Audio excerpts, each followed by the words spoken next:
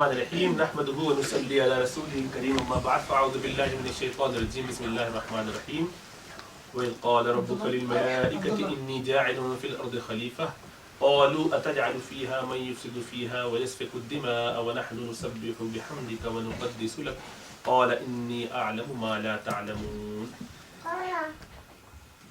اللہ تعالیٰ کا لاکھ لاکھ احسان، اس کا شکر ادا کرنا چاہیے کہ اس نے ہمیں توفیق دی کہ ہم تھوڑی دیر بیٹھ کے اللہ کا ذکر کریں، اللہ کی کچھ باتیں کریں، کچھ دین کی باتیں کریں، کچھ سیکھنے سمجھنے کی فکر کریں۔ یہ جو آیت میں نے پڑھی سورہ بقرہ کی، اس میں اللہ تعالیٰ نے انسان کی پیدائش کا تذکرہ کیا کہ انسان کو اللہ تعالیٰ نے کس طرح پیدا کیا، اور یہ وہ واقعہ ہے جو ہم سب جانتے ہیں، آدم علیہ السلام کی تخلیق کا واقعہ۔ آدم علیہ السلام کو اللہ تعالیٰ نے کس طرح پیدا کیا اور اس میں کیا کیا واقعات پیش آئے، وہیں سے شروع کرتے ہیں تاکہ ہمیں پتہ چلے کہ ہماری تاریخ کیا ہے، اور اس کو پھر ہم اپنی موجودہ زندگی پر اسیس کریں، دیکھیں، پرکھیں اس کے مقابلے میں کہ کیا ہم وہی کر رہے ہیں جو ہمیں کرنا چاہیے اور ہمیں کیا کرنا چاہیے۔ ان چیزوں کو ذرا سا ریوائز کرنے کی، ریوائو کرنے کی، یاد دہانی کرنے کی ضرورت ہے۔ اللہ تعالیٰ نے جب فرشتوں کے سامنے یہ خیال پیش کیا، یہ آئیڈیا، یہ بات اپنی پیش کی کہ میں ایک خلیفہ بنانا چاہتا ہوں، ایک ایسی مخلوق بنانا چاہتا ہوں کہ جو پھر نیابت کرے گی، میرا حکم چلائے گی، میری بات مانے گی، زمین پہ رہے گی، اور ان کو میں سب سے زیادہ اونچے مقام پر رکھوں گا تمام مخلوقات میں۔ تو اللہ تعالیٰ نے صرف فرشتوں نے کہا کہ وہ تو پھر زمین پہ کہیں فساد، خون خرابہ، گندے کام، شیطانی کاموں میں لگ جائیں گے، تو ان کا فائدہ کہ جب آپ ان کو اتنی آسانی دے دیں گے اور آزادی دے دیں گے کہ وہ جو چاہے کریں، تو ان کا دل تو یہی چاہے گا کہ وہ خراب کام کرے، تو ایسے لوگوں کا پھر اللہ تعالیٰ فائدہ کیا؟ تو اللہ تعالیٰ نے اس میں کہا کہ ہم جانتے تم نہیں جانتے۔ پھر اللہ تعالیٰ نے آدم علیہ السلام کو بنانے کے بعد کچھ کلمات سکھائے، ان کو علم سکھایا، دین سکھایا، بہت ساری چیزوں کے نام بتائے جو فرشتوں کو نہیں پتا تھا۔ پھر فرشتوں کے سامنے پیش کیا، فرشتوں نے کہا کہ اللہ تعالیٰ ہم تو نہیں جانتے۔ اللہ نے فرمایا کہ آدم تم بتاؤ جلدی جلدی۔ آدم نے جلدی جلدی سب باتوں کے جواب دیے، سارے سوالات کے جوابات دیے، سب چیزوں کے نام ان کو پتا تھے، ان کے خواص پتا تھے۔ تو فرشتوں نے کہا کہ دیکھا، تو اللہ تعالیٰ نے فرشتوں سے کہا کہ دیکھا ہم نے تمہیں کہا تھا نا کہ دیکھو اس کو کتنا علم ہے، کتنی ساری چیزیں اس نے سیکھی اور جلدی سے اس کو پک کر لیا اور آگے بتایا۔ اس میں یہ خواص کو سمجھنے کی صلاحیت ہے، اس میں بڑا ایک مادہ ہے چیزوں کو معلوم کرنے کا، تو یہ اتنا افضل ہے اور اتنا اچھا ہے، اس لیے ہم نے اس کو خلیفہ بنایا ہے۔ تو ایسا کرو تم سب اس کو سجدہ کرو۔ سب کو اللہ تعالیٰ نے حکم دیا، سب نے سر جھکایا ان کے آگے، اور ایک ان میں ایسا تھا جس نے نہیں کیا، جو ابلیس، جس کو ہم شیطان کے نام سے جانتے ہیں، اس نے اللہ کا حکم ماننے سے انکار کیا۔ بعد میں اللہ تعالیٰ نے کہا کہ آدم ہم آپ کو، یہ حوا بھی ہے آپ کے ساتھ، آپ دونوں جنت میں جا کے رہیے مزے سے، بس ایک پھل نہیں کھانا، باقی سب کھانا۔ وہ پھل آدم علیہ السلام کو شیطان نے ورغلا کے کھلوا دیا اور انہوں نے وہ پھل کھا لیا۔ غلطی ہوئی، توبہ کی اللہ تعالیٰ سے، اللہ تعالیٰ نے ان کو نوازا، اونچا مقام دیا، دنیا میں بھیج دیا نبوت کے ساتھ۔ اچھا، یہ غلطی اب آپ نے نوٹ کیا دو لوگوں سے ہوئی، ایک غلطی پہلے کیس میں ہوئی، ایک غلطی بعد میں ہوئی، اور دونوں سے کیا غلطی ہوئی؟ شیطان سے کیا غلطی ہوئی؟ اس نے اللہ کا حکم نہیں مانا، سجدہ نہیں کیا۔ اور ان سے کیا غلطی ہوئی؟ آدم علیہ السلام سے، کہ ان کو کہا تھا پھل نہیں کھانا، انہوں نے پھل کھا لیا۔ تو دونوں سے ایک ایک غلطی ہوئی، بظاہر دونوں نے ایک ایک حکم میں غلطی کی، لیکن کیا دونوں کا مقام اور انجام ایک جیسا ہوا؟ دونوں کا انجام کتنا مختلف کہ آدم علیہ السلام کو تو اللہ تعالیٰ نے اونچا ترین مقام عطا کر دیا، اعلیٰ ترین مقام عطا کیا جنت میں بھی، اور ان کے ساتھ پوری دنیا کو چلایا، ان کو جو ہے وہ تمام انبیاء کا گویا جد امجد بنایا، اور انہی کی ہم اولاد آج دنیا میں ہیں۔ ان کے برعکس شیطان کا کیا حال ہوا؟ اس سے پہلے شیطان نے بے تحاشا عبادت کی تھی، بہت نیک کام کیے ہوئے تھے، لیکن ایک حکم نہ ماننے کی وجہ سے اس کا حال یہ ہوا کہ اللہ تعالیٰ نے اس کو مردود، دھتکارا، وہ تباہ و برباد کر کے چھوڑ دیا کہ تم دفع ہو جاؤ۔ اس کی وجہ کیا ہے؟ کبھی غور کیا کہ کیوں ایسا ہوا؟ دونوں سے کیا غلطی ہوئی تھی؟ ایک غلطی کر کے اتنا اونچا چلا گیا، اس لیے کہ دونوں کے رویے میں فرق تھا۔ جس نے اللہ کا حکم نہیں مانا، شیطان نے، کیا کہا اس نے؟ جب اللہ نے کہا کہ بھائی تم نے کیوں نہیں حکم مانا، تو کیا بولا اس نے کہا کہ میں اس سے بہتر ہوں۔ کس سے بہتر ہوں؟ آدم سے، میں اس کو کیوں سجدہ کروں؟ اس میں تکبر آ گیا، اس میں بڑائی آ گئی، اس نے یہ سوچا کہ میں زیادہ جانتا ہوں۔ اس نے کہا یا اللہ آپ کا یہ فیصلہ ٹھیک نہیں۔ یا اللہ آپ مجھے اغوا کر رہے ہیں، آپ میرے ایمان کو خراب کر رہے ہیں، آپ مجھ سے ایسا سوال کر رہے ہیں جو آپ کو کرنا ہی نہیں چاہیے، نعوذ باللہ، اور یہ مجھ سے جبکہ بہتر ہے نہیں اور میں اس سے بہتر اور افضل ہوں، تو مجھے یعنی یہ فیصلہ ماننے کا میں نہیں سمجھتا کہ مجھے ماننا چاہیے. اور پھر اللہ تعالیٰ نے جب اس کو نکال دیا تو اس کے بعد اس نے کیا کہا، اب میں قیامت تک کے لیے شیطان کا دشمن، یہ آدم کا دشمن رہوں گا اور آدم کی اولاد کا بھی، اور ان کو بہکاتا رہوں گا، ان کے آگے پیچھے دائیں بائیں سے ہر طرف بہکاتا رہوں گا، ان کو تباہ و برباد کر کے چھوڑوں گا، اور ایسا کر دوں گا کہ یہ سب میرے ساتھ جہنم میں جائے. اور یہ آپ پر اللہ تعالیٰ میں گویا ثابت کر دوں گا کہ ان میں سے کوئی اس قابل نہیں تھا کہ جس کو خلیفہ بنایا جائے، یہ اس قابل ہی نہیں. میں جانتا ہوں کیسے لوگ نکلیں گے، اور چونکہ یہ گھٹیا مٹی کے بنے ہوئے، یہ گھٹیا ہی رہیں گے، تو اس لیے میں نہیں جھکتا آپ کے حکم کے آگے، ان کے آگے، یہ اس قابل ہی نہیں. اب اس کے بعد اللہ تعالیٰ نے اس کو قیامت تک کی مہلت دے دی کہ ٹھیک ہے تم اپنی ٹرائی کرتے رہو، لیکن میں اپنے بندوں کے پاس انبیاء بھیجتا رہوں گا، نبی آتے رہیں گے، کتابیں آتی رہیں گی، 1,24,000 انبیاء آئیں گے، کئی صحیفے اور کتابیں آئیں گی، ان کو اچھی بات بتانے کے لیے مختلف بہانوں سے میں ان کو دین کے قریب کرنے کی کوشش کروں گا. کبھی ایسا ہوگا کہ ان کو دنیاوی طور پہ کوئی نقصان ہو جائے گا، معاش کے اندر، نوکری کے اندر، بزنس میں، کیریئر میں. کبھی ایسا ہوگا کہ ان سے میں کوئی چیز چھین لوں گا، کبھی ان کو کوئی چیز دے کر نوازوں گا، کچھ ایسا کروں گا کہ وہ پلٹ کے میری طرف آئیں، پھر غلطی کرے، پھر اگر پلٹ جائے توبہ کر لے تو پھر میری طرف آ جائے، تو میں ان کو پھر ان کے گناہ معاف کر کے اپنا بنا لوں گا. اللہ تعالیٰ نے انسانوں کو یہ ساری چیزیں دی، شیطان کو قیامت تک کی مہلت دے دی، اور اب یہ چل گیا کام، وہاں سے چل پڑا کہ ڈے 1 سے یہ ابتدائی طور پر لڑائی دونوں میں شروع ہو گئی کہ اللہ تعالیٰ نے کہہ دیا الم اعہد الیکم یا بنی آدم اللہ تعبدوا الشیطان، کہ اے بنی آدم، اے انسانوں، کہ میں نے تم سے نہیں کہا تھا کہ شیطان سے دوستی نہ کرنا اور اس کی عبادت نہ کرنا، اس کی بندگی نہ کرنا، اس کی بات نہ ماننا. وہ تمہارا کھلا کھلا دشمن ہے، اس کو دشمن بنا لو اپنا. فاتخذوہ عدوا، دوسری جگہ فرمایا شیطان کو اپنا دشمن بنا لو. تو شیطان اب کیا کرتا ہے، آگے پیچھے دائیں بائیں سے ہمیں غلط خیالات ہمارے دل میں ڈالتا ہے، برائیوں کی طرف ہم کو اکساتا ہے، ہمیں ان چیزوں میں مزہ آتا ہے جن چیزوں میں وہ ہم کو الجھانا چاہتا ہے. اور ہمیں اللہ تعالیٰ نے ایسا بنایا کہ ہمارے دل میں یہ امتحان کے لیے وہ چیزیں رکھتی نہیں، مال کی محبت، دنیا کی محبت، کیریئر کی محبت، نئے نئے کپڑوں کی، نئے نئے جوتوں کی، نئے نئے جوڑوں کی، نئے گھر کی، گھر میں بھی اور خوبصورتی ہو، تھوڑا سا پرانا ہو تو نیا پرنٹ کرایا جائے، تھوڑی سی گاڑی پرانی ہو تو نئی والی مل جائے، اس سے اونچی والی مل جائے، اس سے اونچا گیجٹ آئی فون 4 سے 5 ہو جائے اور 5 سے اوپر کہیں اور. ہر وقت اس فکر میں آدمی رہتا ہے کہ نیا سے نیا، زیادہ سے زیادہ دنیا اس کو مل جائے. ان چیزوں میں اس کو مزہ آتا ہے اور ان چیزوں کی طرف وہ زیادہ بھاگتا دوڑتا ہے. ایک گیم ختم کرتا چاہتا ہے اگلے گیم میں جائے، کھیلتا رہے، یہ کرے. بچوں کو جیسے شوق ذوق رہتا ہے ہر وقت کمپیوٹر، نینٹینڈو سے جاننی چھوٹی تھی کہ وہ ایکس باکس، اور پھر اس کے بعد PS4 اور کیا کیا چیزیں. مستقل بچے جو ہیں ان چیزوں میں الجھے اور لٹکے رہتے ہیں. یہی حال ہمارا ہے بڑوں کا، کہ بچے تو بچے ہیں، کہ بڑے بھی اپنے گیمز میں لگے ہوئے. ہمارا گیم کیا ہے؟ کیریئر کا، دنیا کا، ترقی کا، معاشی ترقی کا، دنیاوی ترقی کا، ان چکروں میں لگے ہوئے، ایک سے بڑھ کر ایک کے مقابلے میں. یہ ساری چیزوں میں اللہ کی یاد پہ غافل ہونے لگتا ہے. آدمی جو اللہ تعالیٰ کی یاد سے غافل ہونے لگتا ہے، اللہ کو بھلانا شروع کر دیتا ہے، اللہ کو بھول جاتا ہے، جو کام کرنے کا تھا وہ تب کرنا چھوڑ دیتا ہے. تو شیطان ان چکروں میں ہمیں الجھا کے 2 اہم ترین کاموں سے روکوا دیتا ہے. اور وہ 2 اہم کام کیا ہے؟ آپ نے غور کیا کہ شیطان نے کیا کہا کہ میں آگے سے آؤں گا، پیچھے سے آؤں گا. آگے سے جب آئے گا تو بالکل صاف نظر آئے گا کہ شیطان آ رہا ہے. تو اکثر سمجھدار لوگ شیطان کو پہچان جائیں گے اور اس کے دھوکے میں نہیں پڑیں گے. شیطان اگر سامنے آ کے کہے کہ میں شیطان ہوں اور آپ کو کہنے آیا ہوں کہ آپ نماز نہ پڑھیں، تو آپ کیا کریں گے؟ کہیں گے دفع ہو جاؤ اللہ کے دشمن، میں تیری بات نہیں مانوں گا. تو شیطان کے آگے آنے کا فائدہ تو ان لوگوں کو ہوگا کہ جو اللہ کو نہیں مانتے یا جو اللہ سے محبت نہیں کرتے. مسلمانوں میں سے اکثر لوگوں کو اگر شیطان سامنے سے آ کے بیٹھائے گا، آ کے کہے کہ میں شیطان ہوں، آئیے جلدی جلدی سے آج ہم جو ہے وہ نماز چھوڑتے ہیں، کون تیار ہوگا اس کی بات سننے کے لیے؟ کوئی بھی نہیں. تو سامنے سے آنے کا ہمارے لیے فائدہ مند ہے. لیکن پیچھے سے اگر آئے، چپکے سے آئے، شیطان بن کے نہ آئے بلکہ ہمارا دوست بن کر آئے، تو ہم میں سے اکثر لوگ اس کی باتوں میں آ جائیں گے. اور شیطان نے کیا یہی، جب آدم علیہ السلام کو پہلی دفعہ بہکانے کی کوشش کی تھی اس نے پھل کھانے کے لیے جنت میں، تو ان کا خیر خواہ بن کے آیا تھا کہ میں آپ کو ایسی زبردست بات بتا رہا ہوں کہ اگر آپ نے یہ پھل کھا لیا تو ہمیشہ ہمیشہ کی زندگی آپ کو نصیب ہو جائے گی اور آپ فرشتوں کی طرح طاقت آپ کے پاس آ جائے گی، فرشتے بن جائیں گے وہ. اور ہمیشہ رہنے لگیں گے جنت میں.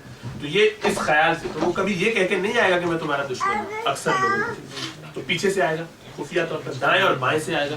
تو کبھی اچھائی کو ہمارے لیے مزین کر کے بتائے گا اور ہم اس کے چکر میں پڑ جائیں گے. کبھی برائی کو دکھائے گا. اچھائی کو کیسے کہ نماز پڑھنے کے لیے کہہ دے گا اچھا پڑھ لو نماز پڑھنے لگیں گے تو سارا خوشی و خضوع نکال دے گا. دل کے اندر اللہ کی یاد ہوگی نہیں, نماز ظاہر میں پڑھی اندر کچھ بھی نہیں. یا نیکی کا کوئی کام کر رہے ہو تو دکھاوا اس میں ڈال دے گا. یا نماز پڑھی رہے ہو تو ذرا دیکھو صاحب دیکھ رہے ہیں ان کو دکھاؤ, ذرا 2 لمبے ذرا سجدے کر دو, ان کو بھی پتہ چلے میں کتنا اللہ کا ولی ہوں. یا کوئی نیکی کا کام کریں گے دل جا کے بتائیں گے بھائی میں تو تہجد میں اٹھتا ہوں, 5 وقت کی نماز تو ہمارے اللہ پڑھتے ہی ہیں, ساتھ ساتھ تہجد بھی پڑھتے ہیں, ہم نے تو آج روزہ رکھا ہے, نفلی کام کر رہے ہیں اور دنیا کو بتا رہے ہیں یہ اذکار میں کرتا ہوں, سب دنیا میں جا کے گا دیا بتا دیا. کون کون سے نیک کام کرتا ہوں میں سب کو بتا کے بڑا خوش ہونے کی اللہ کا لاکھ شکر ہے ہم تو یہ کام کرتے ہیں. ہوگا کیا اس سے سارا عمل ضائع, عمل بھی تو شیطان کبھی ایسا بھی کرتا ہے جب دائیں سے آتا ہے تو ایسا بہکاتا ہے انسان کو کہ بظاہر وہ نیک کام کر رہا ہوتا ہے لیکن اس میں دکھاوا ڈال دیتا ہے یا اس میں سے خشوع نکال دیتا ہے, اس میں نیت اس کی کسی اور کو دکھانے کی ہو جاتی ہے. اب ٹوپی بھی باندھی ہوئی ہے سر پہ ہے, امامہ کبھی باندھ لیا, داڑھی لمبی سے رکھی ہوئی ہے اور خیال یہ ہے کہ کیا شان ہے میری, سارے لوگ کہیں گے واہ واہ واہ کیا اللہ کا نیک ولی ہے, واہ واہ کیا بات ہے. ایک مسلمان لگا, لوگ تعریف کریں, لوگ واہ واہ کریں, لوگ مجھے اچھا سمجھیں, لوگوں کی نظر میں میری ویلیو بن جائے, یہ ہدایت طرف سے آ کے سارا عمل ظاہر. میں سمجھ رہا ہوں کہ میں تو بڑا نیکی کے راستے پہ چلا جا رہا ہوں, پتہ چلا جنت اس راستے پہ, گاڑی چل اس طرف, اور جتنی میں اسپیڈ بڑھاتا چلا جا رہا ہوں جنت سے اتنا دور ہوتا چلا جا رہا ہوں. نظر آ رہا ہے محنت ہو رہی ہے لیکن سارا کام الٹا ہو رہا ہے. یہ شیطان ایسے دھوکہ دیتا ہے. الٹی طرف سے کیا آتا ہے کہ گناہوں ہی کی طرف لگاتا ہے, ارے کوئی بات نہیں اللہ کریم میں معاف کر دیں گے, اللہ کوئی بات نہیں, اللہ کو نماز کی کیا ضرورت ہے, نبی پڑھی تو کیا, اللہ کو کیا کرتا ہے, اللہ کو نماز پڑھنے سے میرے کوئی حاصل تھوڑی ہوتا ہے. توبہ کر لیں گے بعد میں, ابھی تو دیکھ لیتے نا یہ فلم جو چل رہی, چلو ابھی تو دیکھ کے فارغ کرو, ابھی تو یہ گناہ کر لیتے, جھوٹ بول دیتے کام, کوئی بات نہیں. یا یہ مال بیچنے میں ڈنڈی ماری, جھوٹ بولنا ہے, کر لو کوئی بات نہیں, دھوکہ دے کے کما لو. بہت شوق ہے میوزک اور ناچ گانے کا, یہ وقتی طور پہ کر لیتے, بعد میں توبہ کر لیتے, آج آخری دفعہ. اور پھر بڑھاپے میں حج کریں گے اور حج کے بعد پھر ایک دفعہ توبہ کریں گے انشاءاللہ تعالیٰ, پھر سچے طور پر اپنی زندگی کو سنوار لیں گے. یہ ہے الٹی طرف سے آنا کہ گناہوں کو اچھا کر کے دکھائے. اور اللہ کے رسول صلی اللہ علیہ وسلم نے فرمایا کہ ہلاکت اور تباہی اور بربادی اس شخص کے لیے کہ جو توبہ کی امید پر گناہ کرے. یہ کہہ لے گا میں توبہ کر لوں گا اس لیے میں جو ہوں ابھی گناہ کر لیتا, کوئی بات نہیں, یہ تباہ و برباد ہے شخص. اس میں اتنی جرت ہے کہ وہ گناہ کرتا ہے یہ سوچ کر کے میں توبہ کر لوں گا, اور اس کو توبہ کی مدت نہ ملی, اس سے پہلے مر گیا تو. اور جب گناہ کر لیتا ہے تو توبہ کرنے میں تاخیر کرتا ہے, تو اس کے لیے بھی تباہی ہے کہ سوچتا کل کر لوں گا توبہ, آج تو ایک کام اور ایک دفعہ کر لوں گا اس کے بعد. تو یہ بھی تباہ, اس کو اپنی زندگی کا بڑا یقین ہے کہ شاید وہ زندہ رہے, اور عموماً ایسا ہوتا ہے کہ زندگی مہلت دیتی ہی نہیں اتنی, مر جاتا ہے تباہ ہو جاتا ہے. بہرحال تو شیطان اس طرح سے چاروں طرف سے آتا ہے. لیکن آپ نے غور کیا 2 جگہیں شیطان نے چھوڑ دی. کون سی 2 جگہ سے شیطان نہیں آتا؟ اوپر اور نیچے سے, اوپر اور نیچے سے. یعنی یہ اس نے کہا, قرآن میں کہا ثم لآتینہم, میں آؤں گا من بین ایدیہم, ان کے آگے سے, ومن خلفہم, اور پیچھے سے, وعن ایمانہم, اور ان کے دائیں طرف سے, وعن شمائلہم, اور ان کے بائیں طرف سے, ولا تجد اکثرهم شاکرین, اور آپ ان میں سے اللہ اکثروں کو اپنا شکر گزار بندہ نہیں پائیں گے بلکہ اکثر ان میں سے ناشکرے ہوں گے. تو علماء لکھتے ہیں کہ 2 چیزیں 2 سمتیں بھول گیا شیطان, اور اللہ کا شکر ہے کہ بھول گیا. اب یہی 2 سمتیں جس میں آدمی اللہ تعالیٰ کو بنا سکتا ہے تعلق. ایک سمت اوپر کی ہے, ایک سمت نیچے کی ہے. اوپر کی سمت کیا ہے؟ جب اوپر سے وحی آئے آدمی فوراً اللہ سے کنیکشن, قرآن پڑھے, دین اوپر سے آئے, فَإِمَّا يَأْتِيَنَّكُم مِّنِّي هُدًى فَمَن تَبِعَ هُدَايَ فَلَا خَوْفٌ عَلَيْهِمْ وَلَا هُمْ يَحْزَنُونَ, کہ پھر جب میری طرف سے تمہارے پاس کوئی ہدایت آئے تو اس کو فوراً لے لو, اس کی اتباع کرو. جو کرے گا ایسا کام اس کے لیے کوئی غم اور رنج کا مقام نہیں, اس کے لیے تو بس معاملہ اس کا درست, پھر وہ شیطان کے چکر میں نہیں پڑے گا. تو وحی کی صورت میں قرآن جو ہمیں ملا ہے, اللہ کے رسول صلی اللہ علیہ وسلم نے اس پہ عمل کر کے دکھایا ہے, تو اس کو لے کے پورا اپنا لیا. یا اللہ نہیں, اس کو میں نہیں چھوڑوں گا, یہ وہ رسی ہے حبل اللہ المتین, یہ اللہ کی وہ مضبوط ترین رسی ہے کہ جس کو اگر میں نے پکڑ لیا, حدیث میں آتا ہے کہ دانتوں سے جبڑے سے پکڑ لیا, سامنے سے نہیں, سامنے والے دانت کمزور ہوتے ہیں, سائڈ سے پکڑ لیا, اس کو کبھی چھوڑے نہیں.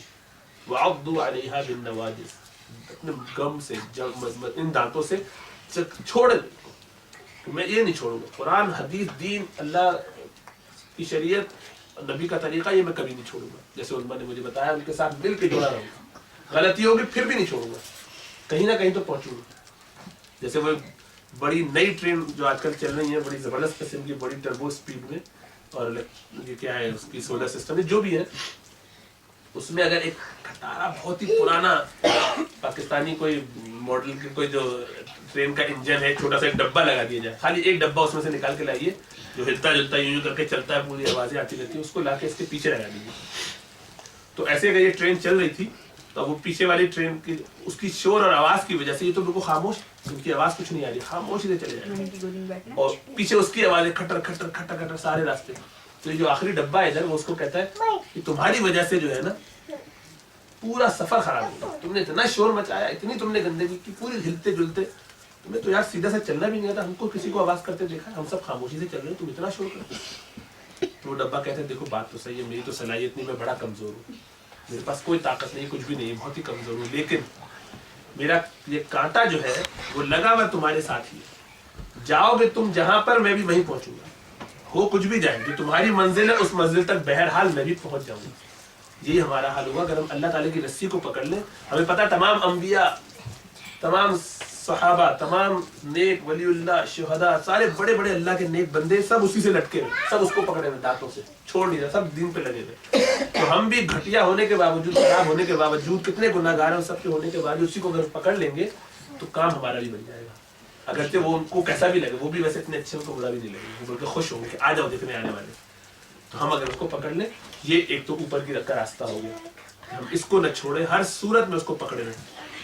اللہ اگر کبھی یعنی ایسا ہو جائے, غلطی ہو گئی, گناہ میں پڑ گئے, تو فوراً توبہ کر کے اللہ کی یاد کو دل میں بسا کے دوبارہ پکڑ لی. ایک ہاتھ اگر چھوٹا تو فوراً جھٹکا لگا, جا کے فوراً پکڑ لیا. دونوں بھی چھوٹ گئے تب بھی اچک کے دوبارہ اس کو جم کر کے پکڑنا ہے, چھوڑنا نہیں. غلطی ہو جائے, گناہ ہو جائے, پھر اللہ کی طرف آنا. ایک تو یہ راستہ اوپر سے کہ اللہ سے کنیکشن اس درجے میں کہ وہی قرآن شریعت جو ہے اس کو چھوڑنا نہیں. کوئی سنت کو حقیر نہیں سمجھنا, کسی سنت کا مذاق نہیں اڑانا. میں نہیں کر پا رہا, مجبوری ہے, مجھے ذوق شوق ہے, میں چاہتی ہوں حجاب کرنا, یا میں چاہتا ہوں داڑھی رکھنا, چاہتا ہوں یہ سنت پوری ہو جائے, لیکن ذرا کمزوری ہے, لیکن اس کا مذاق نہیں, اس کو حقیر نہیں سمجھنا, اس کو ہلکا نہیں سمجھنا. یہ سمجھنا ہے یا اللہ مجھے توفیق دے, یا اللہ میں دل سے چاہتا ہوں ایسا کرنا, مجھے اپنی محبت عطا فرما دے, یا اللہ مجھے اتنا مضبوط بنا دے کہ میرے اندر بھی وہ شوق آ جائے جیسے لوگ کرتے ہیں, میں کیوں نہیں کر سکتا. دنیا کے سارے کاموں میں تو میں کر سکتا ہوں, جو کام وہ کرتے ہیں وہ کام میں بھی کرتا ہوں, یہ کیوں نہیں میں کر سکتا. اس کے لیے مجھے توفیق دے جائے, میں بھی تیرے نبی کے طریقے کیونکہ چیز کو اختیار کروں. ایک طرف تو یہ کام کنیکشن کے شریعت پہ پورا عمل کرنا ہے. دوسری طرف نیچے کا راستہ, وہ کیا ہے, سجدے, کثرت سے جھکنا, جتنا زیادہ اللہ توفیق دے اللہ کے آگے جھکنا. فرض نمازوں میں جھکنا, اور جھکنے, اور نفل اس کے علاوہ. اور جھکنے کا مطلب یہ ہوتا ہے کہ جب اللہ تعالیٰ کا حکم آ جائے, نبی اکرم صلی اللہ علیہ وسلم کا کوئی حکم آ جائے, تو یہ نہ کہے کہ بھائی یہ کوئی ضروری تو نہیں ہے, بھائی میرا دل نہیں چاہتا, یا مجھے تو صلاحیت ہی نہیں, میں تو بڑا گناہ گار ہوں, میں تو بڑا کمزور ہوں. یہ نہیں, یہ تو صحابہ تھے وہ کر لیں, یہ بڑے نیک اللہ کے ولی علماء وہ کیا کریں, ہمارے نہ, ایسا نہیں. جہاں اللہ کا حکم آ گیا بس سر جھکانا. سجدے کا مطلب, یہ جھکنے کا مطلب ہے سر جھکا لینا. یہی وہ سجدہ ہے جس نے آدم علیہ السلام کو اتنا اونچا کر دیا تھا, اس لیے کہ غلطی کر کے انہوں نے کیا کہا, یا اللہ مجھ سے غلطی ہے, اور میں جھک گیا. اور ابلیس نے نہیں, وہ گردن اپنی اکڑایا, اسی لیے رابطہ درگاہ ہوئی. دونوں کی غلطی ہونے کے باوجود دونوں کا انجام بالکل مختلف. اس نے غلطی کر کے اکڑا, تو اس کی وجہ اکڑ تھی, تکبر تھا, کبر تھا, بڑائی تھی, اور کبھی اس میں شرمندگی بھی نہیں آئی. اور آدم علیہ السلام غلطی کی فوراً, ایک تو غلطی سے جان بوجھ کر نہیں کی تھی, پلان کر کے نہیں کی تھی, ہو گئی تو توبہ کی, سچی توبہ کی, جھک گئے اللہ کے آگے, روتے رہے, ربنا ظلمنا انفسنا وان لم تغفر لنا وترحمنا لنکونن من الخاسرین. اے اللہ ہم نے اپنے اوپر ظلم کیا, اپنی جانوں پر ہم نے ظلم کیا ہے, اگر آپ نے ہم پر رحمت نہ فرمائی اور ہمیں نہ بچایا اس مشکل سے, تو ہم تو تباہ و برباد ہو جائیں گے. یہ نہیں کہا کہ یا اللہ یہ تو ہوا کا قصور ہے, اس نے بہکا دیا, یا اللہ وہ شیطان پتہ نہیں مختلف اسٹائل سے آ کے مجھے بیوقوف بنا کے چلا گیا, میں تو سمجھ نہیں پایا اس کو. کوئی ایکسکیوز نہیں دیا اللہ تعالیٰ نے, ایک جملہ نہیں کہا اس کے علاوہ. کھٹ سے جو جیسے خیال آیا کہ کیا غلطی ہو گئی, فوراً اللہ کی طرف رجوع کیا. یہ بتایا بغیر ہم تو کمزور ہیں, ہم تو یہ نہیں, کل اسکول بھی جانا ہوتا ہے, یار مجھے میرا امتحان چل رہا ہے اس لیے میں نماز نہیں پڑھتا, یہ میرا فرق. ہمیں صبح شام سوائے ایکسکیوزز کے اور کچھ نہیں آتا. تو ہم جب ایکسکیوز دیتے ہیں تو ہم کس کو فالو کر رہے ہوتے ہیں. تو ہم یہ کہتے ہیں, میں آپ سے کہوں کہ فرض کیجیے کبھی آپ نے نماز کیوں نہیں پڑھی, اصل میں یار نہیں, غلط طریقہ ہے. اصل میں یار کیا مطلب, دنیا کی وہ کون سی چیز ہے جو آپ کو نماز سے روک سکتی ہے, سوائے سے کہ آپ کے ہاتھ پاؤں باندھ دیے جائیں اور آپ کو دیوار میں لگا دیا جائے اور آپ اس کے بعد کہیں چونکہ حالانکہ اس حالت میں بھی آپ اپنے دل میں اللہ کو یاد کر سکتے ہیں، نماز آپ پھر بھی پڑھ سکتے ہیں اگر آپ سچے جذبے سے رہتے ہیں۔ تو جب بھی ہم نماز چھوڑ رہے ہوں یا اللہ کا حکم توڑ رہے ہوں تو فوراً اپنے آپ کو بلیم کرنا چاہیے، فوراً یہ کہنا چاہیے کہ نہیں یا اللہ ہی میرا اپنا قصور ہے، نہیں وہ اصل میں رات اتنی دیر ہو گئی نا، سب لوگ دیر سے گئے اور جاگتے رہے اور فلمیں دیکھتے رہے یا ڈرامہ چلتا رہا یا کھانا چلتا رہا، 2-3 بج گئے تھے سوتے سوتے، تو ہم لوگ جو صبح اٹھ نہیں سکے۔ یہ کہاں کا جواز ہے؟ کوئی جواز ہے؟ اپنی غلطی کو جواز بنانا، اللہ کے حضور میں پیش کرنا، اس سے بڑا ظلم کیا ہوگا؟ یہ بالکل شیطانی رویہ ہے۔ فوراً یہ کہیں یا غلطی ہے بس تو یا اللہ مجھے معاف فرما دے، یا اللہ مجھے معاف فرما دے، فوراً اللہ کے حضور جھک جائے، یا اللہ مجھے معاف فرما دے، میرا قصور ہے، میں نے ظلم کیا اپنے اوپر، ابھی پڑھتا ہوں، فوراً وضو کرے، فوراً نماز پڑھے، یا اللہ مجھے معاف فرما دے۔ کوئی چیز دنیا کی جو ہے وہ عذر نہ بنے، کسی بھی چیز کو، جان چلی جائے نماز نہیں چلی جائے، مجبوری اگر ہوگی تو اس کو فوراً جیسے موقع ملے گا پہلے فرصت میں پڑھوں گا۔ تو ایک تو نماز، تو سجدہ، کیونکہ شیطان سجدہ نہ کر کے ہی تباہ و برباد ہوئی، اور ہم جب نہیں کرتے ہیں نماز میں 5 دفعہ سجدہ تو ہم شیطان کے راستے پہ ہوتے ہیں۔ ہمیں اندر سے لگ رہا ہوتا ہے کہ ہم مسلمان ہیں، ارے مسلمان دین کے لیے ہم جان دینے کے لیے تیار ہیں، اللہ بھی کہتے ہیں ذرا دونوں میں 2 فرض کی ذرا فجر کی ہو جائے، یہ میں نہیں کر سکتا، ایسا کرے یہ کام آپ خود ہی کر لیں، اس کے لیے میں دین قربان نہیں کرنا چاہتا۔ تو یہ اللہ کے دین کے لیے کیا ہے؟ تو ڈرامہ، سارا ڈرامہ، پھر کیا پریشانی آپ کو؟ چھوڑیے دین کو، ضرورت کیا؟ پھر اگر دنیا ہی سب کچھ چاہیے اور اسی میں انجوائے کرنا ہے اور مزے کرنا ہے، عیاشی کرنی، تو کم از کم شیطان کے راستے پہ کھل کے لگ جائیے تاکہ کھل کے عیاشی کریں، دنیا ہی میں مزے کر لیں فل، نہ صحیح سے دنیا میں مزے کر پا رہے، گوروں کی طرح گھومیے، جو چاہے کریں، مادر پتر آزاد، جو کھانا پینا چلائے، جو چلنا، تاکہ ایک جگہ کی تکلیف، مطلب یہ ہوگا کہ یہاں ڈٹ کے مزے کیے تو جہنم میں جانے کا مزہ، مطلب آدمی کہے کہ چلو عذاب ہوا اللہ کا تو کوئی وجہ تو تھی، حالانکہ اللہ پناہ میں رکھتے ہوئے جہنم سے سب کو، ہر انسان کو، لیکن میں خالی سمجھانے کے لیے کہہ رہا ہوں۔ اسی طریقے سے ان کے راستے کو اختیار کر کے چاہ رہے ہیں کہ جنت بھی مل جائے، ایسے کیسے ہو جائے گا؟ ایسے کیسے ہو جائے گا؟ اللہ کو بھی ناراض کرتے چلے جائیں اور شیطان کو راضی کرنے کی زیادہ فکر کریں اور چاہیں کہ اللہ ہمیں اس کا اجر دے، اللہ بخش بھی دے تب بھی کہ اللہ کی محبت کا یہ تقاضا، اللہ سے اگر محبت ہو، اللہ نے ہمیں اتنی نعمتیں دی اور اللہ اس کے بدلے میں ہمیں انشاءاللہ تعالیٰ جنت میں بھی ڈال دے، شرم نہیں آئی ہمیں؟ ہم نے کیا کیا؟ اگر آپ میں سے کسی نے محنت نہیں کی، ڈی گریڈ لے کے وہ انٹر میں پاس ہوا اور اس کو میڈیکل میں کوئی کہتے اچھا میں نے آپ کو گفٹ کے طور پہ یہ دے دیا، جائیے آپ میڈیکل میں ایڈمیشن لے لیے، پورے میڈیکل کالج میں آپ شرماتے شرماتے پھریں گے کہ میں اکیلا ہوں، واقعی ڈی گریڈ والا، باقی سارے اے گریڈ والے گھوم رہے ہیں ادھر، آدمی منہ چھپائے چھپائے پھرے گا، حالانکہ کسی کو پتہ ہی نہیں ہے، خالی اس کو ہی پتہ ہے، لیکن اندر سے اس کو پتہ ہے کہ میں جانتا ہوں کہ میں اس قابل نہیں ہوں کہ یہاں ہوتا ہے۔ ایسا لگتا ہے کہ جنت میں بھی ہمیں یہ شرم آنی چاہیے، جنت میں جب ہو تو یہ احساس ہو کہ اللہ تو نے مجھے جنت دی تھی، میں اس کے قابل کرا تھا، لیکن الحمدللہ اب جب یہاں آ گیا تو چلو آئندہ سے کچھ تو کوشش کریں آدمی اللہ کی رحمتوں میں، اللہ کی محبتوں میں، مال کی وجہ سے نہیں۔ ایک تو یہ کہ اللہ کی مال کی وجہ سے بعض لوگوں کو جہنم کے خوف سے سمجھ میں آتا ہے کہ وہ نماز پڑھنے لگتے ہیں، اس سے اونچی بات یہ ہے اللہ کی محبت کی وجہ سے کہ اللہ تعالیٰ نے ہمیں اتنی نعمتیں نہیں دی کہ ہم اس کا شکر ادا کریں۔ یعنی آپ اپنے خاندان والوں کو، گھر والوں کو، محلے والوں کو، جن کو آپ جانتے ہیں قریب سے، پاکستان میں، انڈیا میں، جہاں بھی وہ لوگ ہیں، ان کے حالات کو ذرا دیکھنا شروع کیجیے،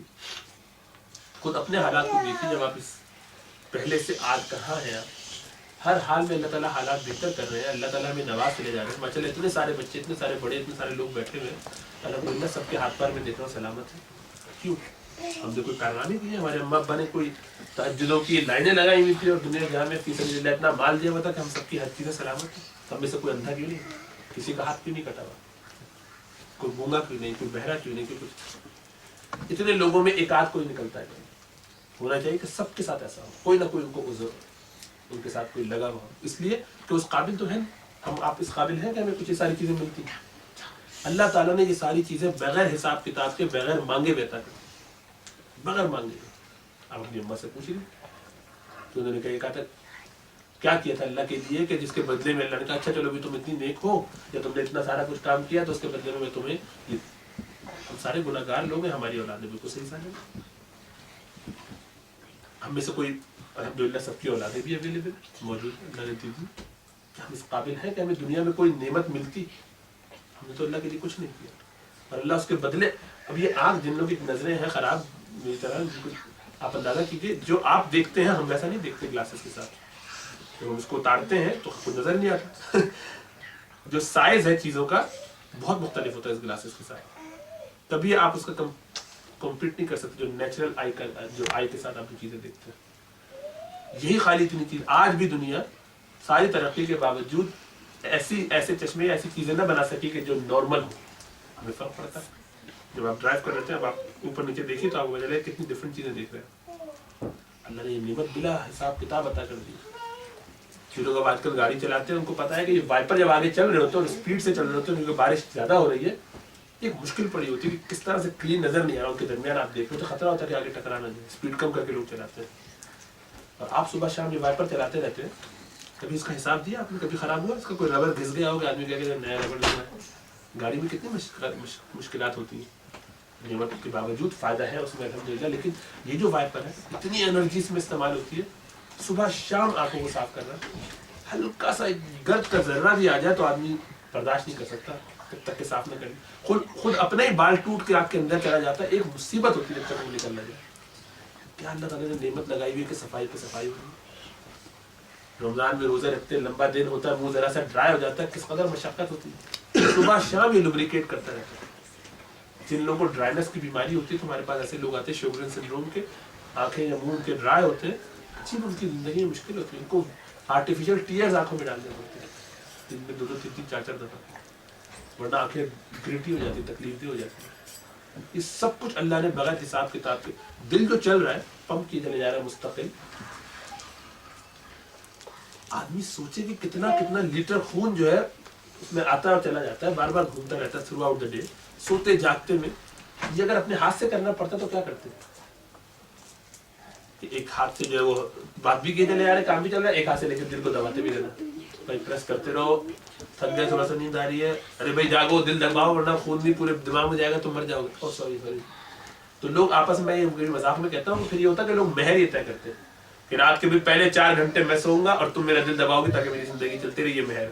اور دوسری کہتے ہیں نہیں پہلے میں, مقابلے اس پہ ہوتے ہیں. اور لوگ نعوذ باللہ طلاق بھی اسی بنیاد پہ ہوتی ہے کہ میں 3 گھنٹے کا طے کیا, تو 3 گھنٹے سے زیادہ جو ہے وہ ٹائم لے جاتے ہیں اور مشکل ہو جاتی ہے, میں جو نہیں رہ سکتا.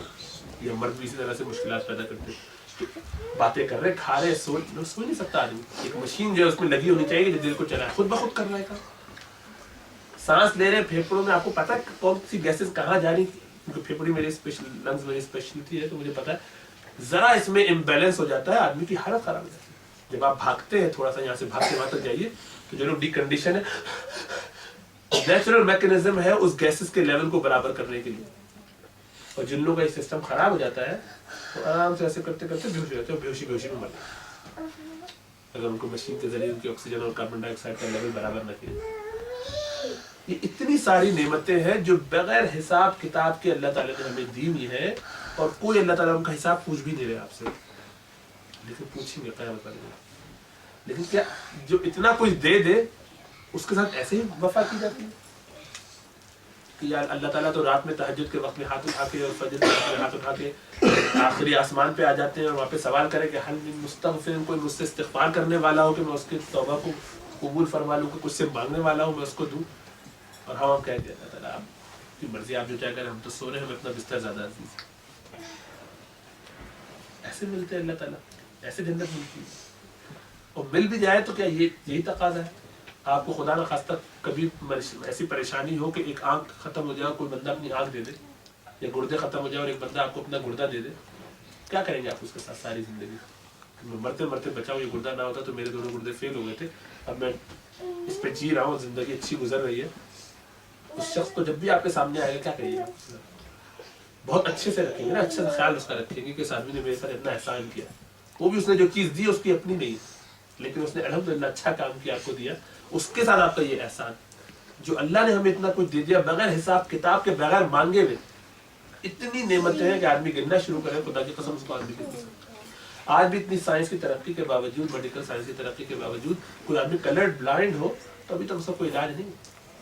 2 کلر دیکھتا ہوں, 2 ہی کلر دیکھتا ساری زندگی, نہیں نظر آتے اس کو واضح کلر, آپ کچھ نہیں کر سکتے.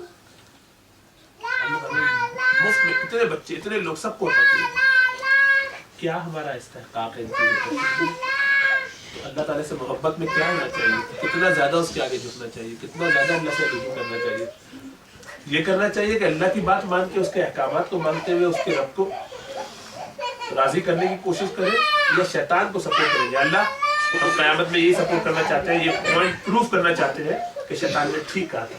ہم میں سے اکثر نہ لاتے ہیں، ہاں ہم بہت راضی ہیں کہ شیطان جیت جائے، شیطان کی بات صحیح ہو جائے، کوئی بات نہیں. جب جب ہم اللہ کا ایک حکم بھی توڑتے ہیں، ایک بھی حرام کام کرتے ہیں، ایک بھی فرض نماز چھوڑتے ہیں، قرآن نہیں پڑھتے جس دن، اس دن ہم بیٹھ کے شیطان کے حق میں ووٹ دے دیتے ہیں. ہم شیطان کو سپورٹ کر رہے ہوتے ہیں کہ یہ اس نے صحیح کہا تھا، کہ ہم ایسے ہی نالائق ہیں، ہم انہیں کے ساتھ ہونا چاہیے.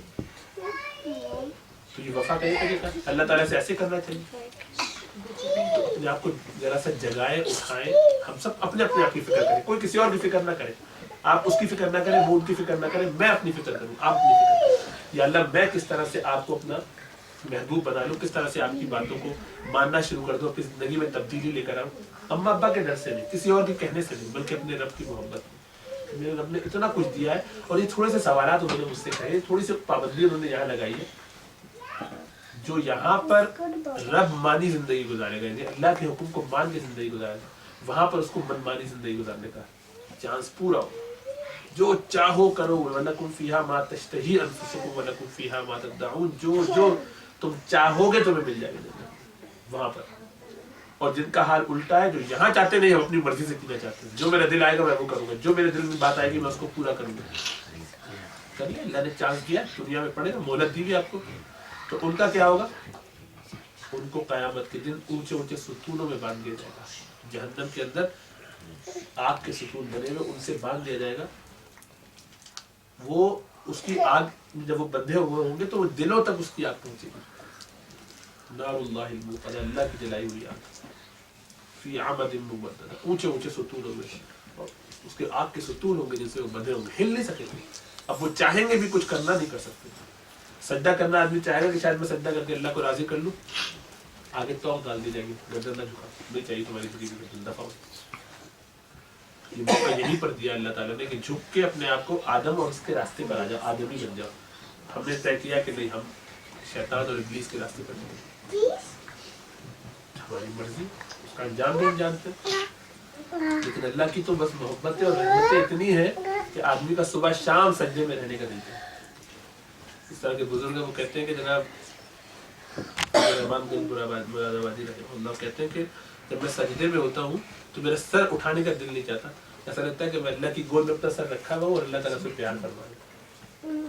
کبھی ہمیں ایسا لگتا ہے کہ ہم سجدے میں جب ہوں اور نماز پڑھ رہے ہوں تو اللہ سے بات کر رہے ہیں، اللہ کے حضور میں کھڑے ہوئے، اور اللہ تعالیٰ سے 1 to 1 گفتگو ہو رہی ہے. اگر آپ کو پتہ چل جائے کہ یہاں پہ کوئی بہت بڑے بزرگ آئے ہوئے، کوئی صحابی رسول آئے ہوئے، کوئی بہت بڑے نیک عالم دنیا کے آئے ہوئے، ابو بکر صدیق اگر آئے ہوئے، آپ میں سے کسی اور کو ان کے علاوہ کسی اور کی بات سننے، ان سے بات، سارا وقت آدمی ان کے ساتھ بیٹھا رہا، ان کی خدمت میں ایک لمحہ ادھر ادھر نہ.